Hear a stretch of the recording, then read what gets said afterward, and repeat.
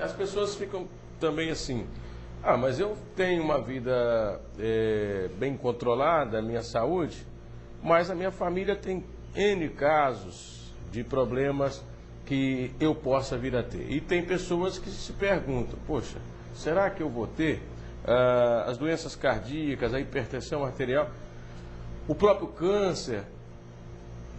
O que dizer para esses casos de doenças com característica hereditária? Bom, realmente, para a pessoa adoecer, são necessários, né, a predisposição individual, né, o fator causal, que na maioria das vezes é um fator externo, né, e a interação entre esses dois fatores. Então, se a pessoa não tiver a predisposição individual, mesmo que ela seja exposta ao fator externo, provavelmente ela não vai desenvolver a doença. Agora, se ela tiver a predisposição, tiver a exposição ao fator, a chance de ela desenvolver doença é muito maior. Então, registro da própria família, né? Exatamente. Com relação a pessoas que têm câncer na família, né, tem muitos cânceres que têm realmente um componente hereditário. E nesses casos, a gente precisa, né, por exemplo, no caso do câncer de intestino, tem realmente casos que são comuns em membros da mesma família. Então, a gente precisa fazer uma investigação, né, mais aprofundada, né, e começar a investigar mais cedo, fazer exames mais precoces para poder identificar essa doença mais precocemente e tratá-la a tempo. Assim, é interessante porque o que é que a psicossomática, né, essa visão mais integrada do ser humano vem a acrescentar isso? Você tem uma predisposição, né, que é familiar, que as pessoas, todo mundo na família morre de doença do coração, todo mundo na família acaba desenvolvendo câncer. Mas, na verdade, assim, quando a gente começa, né, os últimos estudos, eles têm mostrado sempre que, à medida que você tem certas crises na vida, elas tendem a precipitar as pessoas em doenças mais sérias. Então, né, teve um estudo aí que a gente estava levantando, que as pessoas, os médicos conseguiam inclusive fazer uma predição se a pessoa teria ou não um câncer baseado num teste de personalidade, tudo. Não sei muito bem qual que é, né? Mas assim, o que a gente percebe é que, né, e que hoje é estudado, que você vê essa relação entre né, as emoções e o funcionamento mesmo orgânico do ser humano, é que quando você tem um estresse muito grande, você, por exemplo, no caso do câncer, né, o câncer o que é? São células que não eram para estar dentro do organismo e estão ali dentro.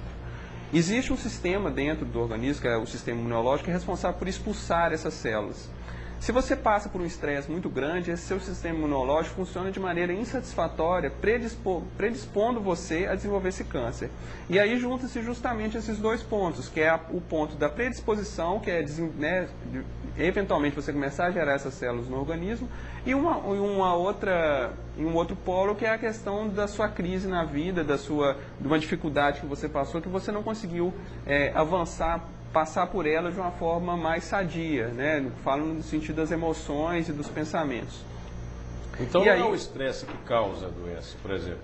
A gente está fazendo um parênteses. É o estresse que não permite reforçar a nossa barreira imunológica?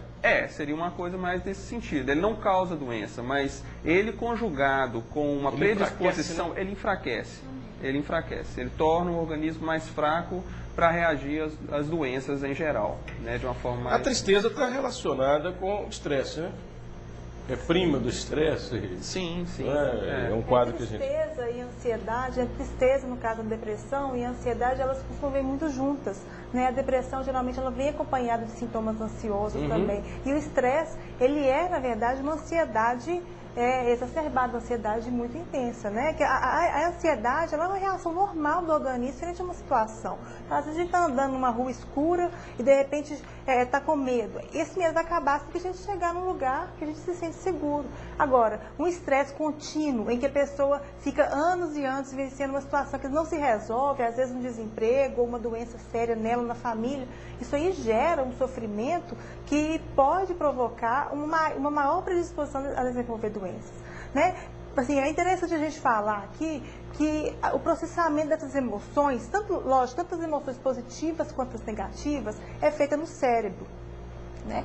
E o local onde que essas emoções são processadas, esse local ele tem íntima relação com as regiões do cérebro que coordenam as secreções de hormônios, no caso, por exemplo, o hormônio, o cortisol, que é um hormônio responsável, né, que é um hormônio que aumenta muito nas situações de estresse e é um hormônio que diminui a defesa do organismo. Né? No caso também a adrenalina, noradrenalina, que são hormônios que são responsáveis pela situação de estresse em si, faz o coração acelerar, né? Deixa a gente às vezes mais ansioso e, né, mais com essa sensação física mesmo de ansiedade. Né? Agora, aí tem uma colocação que as pessoas falam assim, fulano está estressado, fulano está com depressão. É o estresse que leva à depressão? A depressão é o estágio final desse descontrole? Tem gente que costuma se dizer quase que nasceu estressado, fica sempre no fio entre a razão e a loucura. Aliás, todos nós, e eu já falei isso aqui no programa com alguns convidados interessantes também, sobre as nossas neuroses. Todo mundo tem as neuroses, né? Ou desenvolve ou não, enfim. Mas é bom a gente pontuar isso. Estresse é uma coisa, depressão é outra, né? Na verdade, assim... Você está estressado, você está depressivo. O estresse que a gente chama, comumente chamado de estresse, na verdade é essa sensação de alerta, que qualquer coisa pode acontecer a qualquer momento e eu tenho que estar preparado. Isso tem um nível que é adequado, né? Por exemplo, quando a gente era da época das cavernas, a gente ficava preocupado se vinha um leão na direção da gente, alguma coisa, uma tribo rival, então as pessoas tinham que estar sempre preparadas. Só que hoje isso não acontece, não tem leões, não tem, mas assim, os perigos estão em todos os lados. Você tem um chefe que pode querer mandar você embora, então tô escutando, a Rádio Peão tá falando que vão mandar a gente embora, que isso, tem que outros aquilo, leões. Tem outros leões por aí. Isso está mais ligado à questão que a gente chama de ansiedade, que é esse medo contínuo de tudo, do mundo, esse estado de alerta. É um tipo de reação, né, que é um pouco diferente da depressão. A depressão está mais ligada à questão da tristeza, da sensação de impotência em relação ao que está acontecendo. Então, normalmente, a pessoa ansiosa, ela está preocupada assim, porque eu vou fazer isso, não, porque eu tenho que fazer isso amanhã, porque senão pode acontecer isso, aquilo. E a pessoa que está deprimida, ela se afasta do mundo. A ansiosa produz. A ansiosa, ela quer fazer de forma contínua e, nossa, não vou parar, eu tenho que fazer. E a pessoa, normalmente, que está deprimida, não, ela se afasta do mundo e, não dou conta de nada, me sinto culpada de tudo. É um pouco diferente, são âmbitos diferentes, são faces de uma mesma moeda, vamos dizer assim.